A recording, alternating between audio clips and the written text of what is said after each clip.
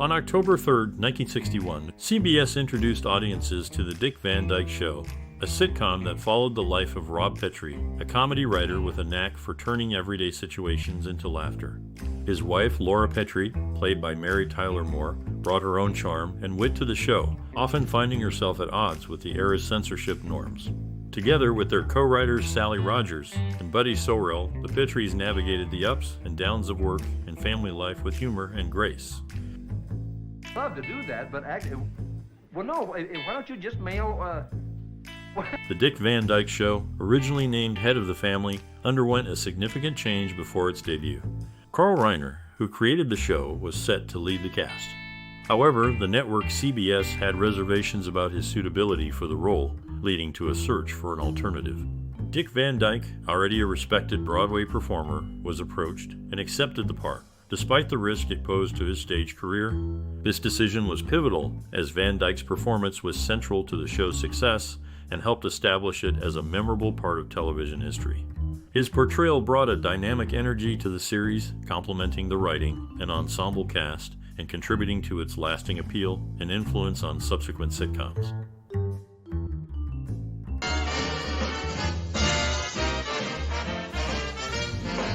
The Dick Van Dyke Show, which premiered in 1961, initially presented its opening credits with photographs of the cast members. This approach was later changed in the following seasons.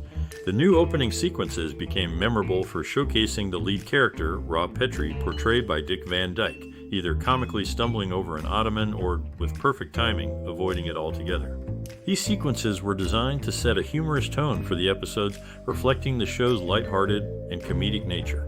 The change from static images to the dynamic and playful introduction of Rob's entrance into his television home each week became one of the show's distinctive features. It was a clever visual metaphor for the show's balance of slapstick humor and the everyday trials and tribulations of work and family life. As for me, I don't know anybody by that name. Did he say what he wanted?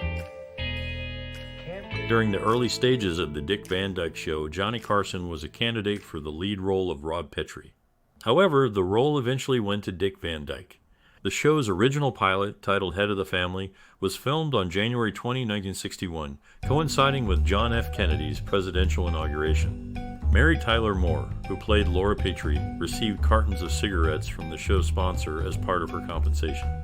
Preferring a different brand, she would exchange them at the store for the one she favored. These behind-the-scenes details offer a glimpse into the casting decisions and sponsorship arrangements during the show's production. Why? Well, yesterday morning, and I kissed you, and you said don't. In the 1961 television series The Dick Van Dyke Show, the character Buddy Sorrell, portrayed by Maury Amsterdam, drew inspiration from the comedic style and personality of Mel Brooks. Maury Amsterdam's performance as Buddy Sorrell was informed by his personal friendship with Richard Deacon, who played the role of Mel Cooley on the show. This connection between the actors contributed to the dynamic portrayal of their on-screen relationship, reflecting the camaraderie and occasional friction typical of a writer's room in a comedy show of that era. The character of Buddy Sorrell was known for his quick wit and humorous one-liners, which were a hallmark of Mel Brooks' own comedic approach. This influence is evident in the interactions between Buddy Sorrell and Mel Cooley, providing a layer of authenticity to the show's depiction of the behind-the-scenes world of television comedy writing.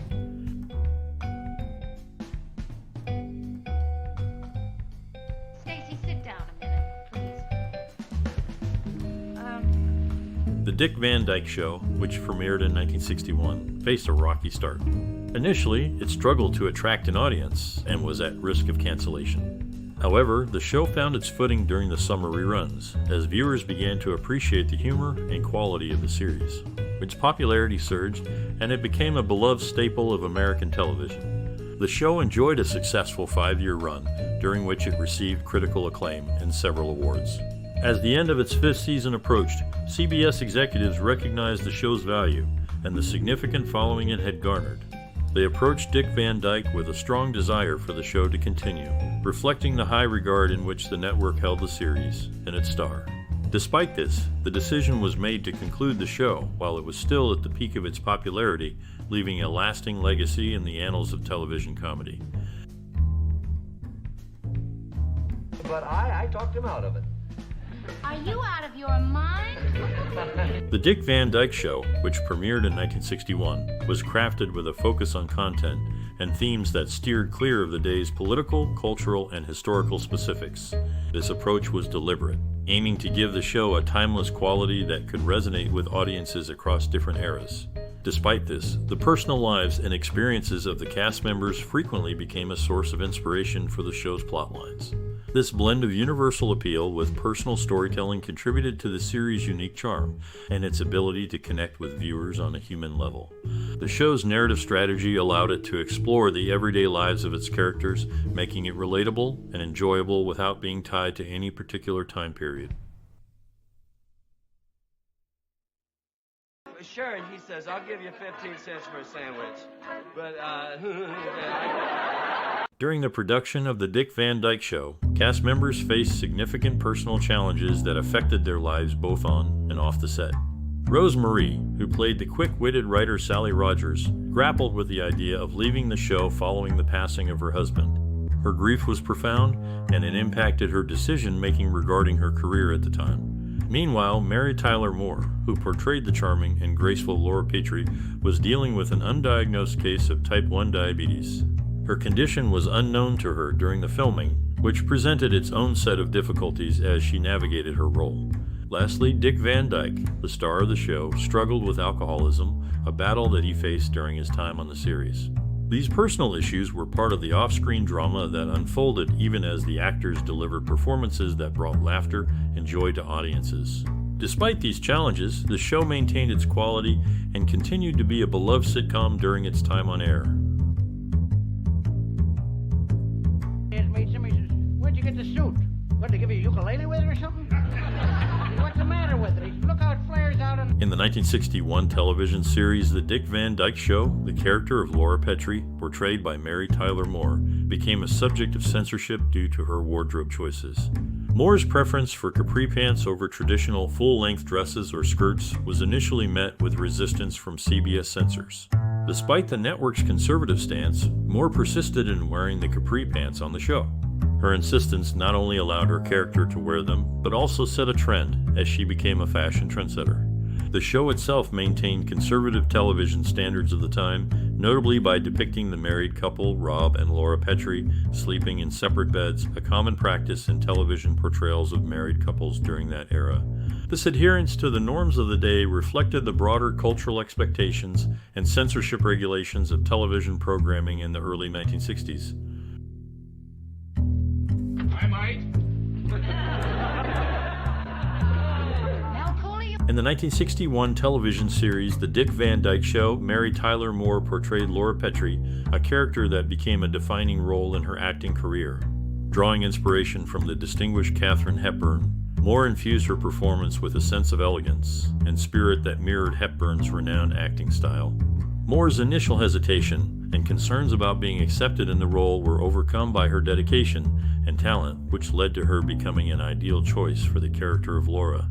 Her portrayal brought a new dimension to the role of the television housewife, combining wit, charm, and a modern sensibility that resonated with audiences and critics alike.